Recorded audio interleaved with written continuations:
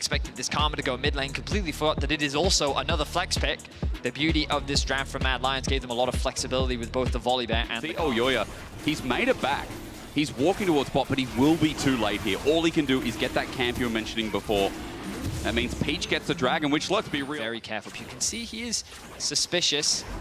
It's just a question of how far will he step. He's walked up too far, hasn't he? Elyoya jumps on in, and a cleanse won't be in question. Patrik knows he's dead. First blood to Elyoya.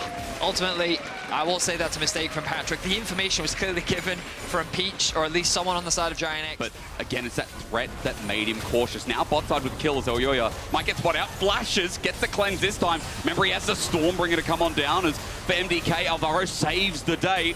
Elyoya will be spat back out of harm's way as GIANTX bring free to the show.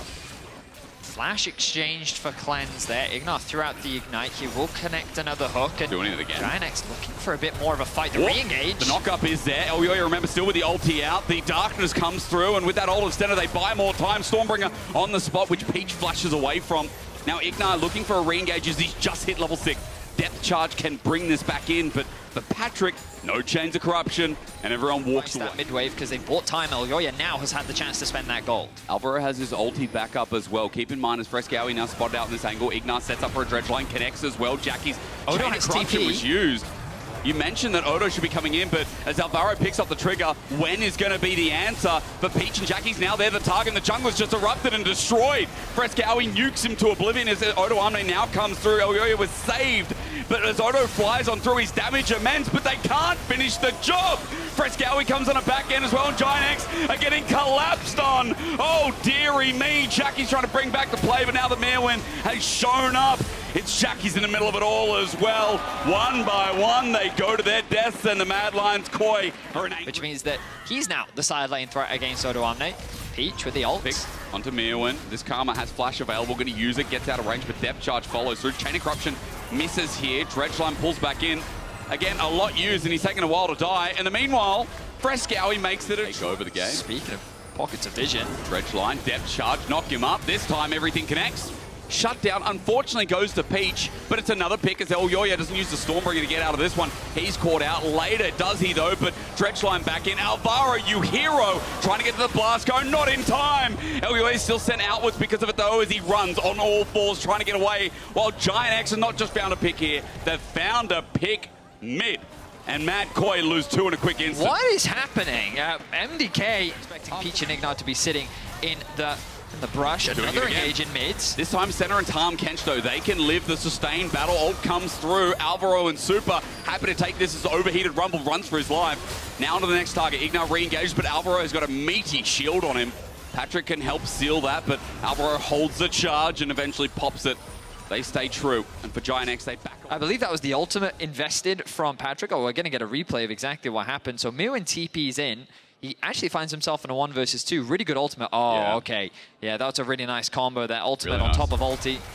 Means that he's taking it cautiously. Supa and Alvaro are also nearby. And a note on supports this game. I mean, Alvaro has been a saving grace. Can he do it again? Ignar jumps on in that wall. Beautiful. Supa's caught out without the Tom Kench. Alvaro flashes to get nearby. Saves the day, but not for Elyoya. GIANTX again as a 5-man core are huge, but as the AoE comes through, Myrwn tries to contribute, add in some flavor himself. Jumped on his Peach going on top of this Karma, but for GIANTX, they've still done the damage. Everyone's still alive. And okay, we talked about it. They're a skirmish-heavy team, and sometimes they can get lost in the source.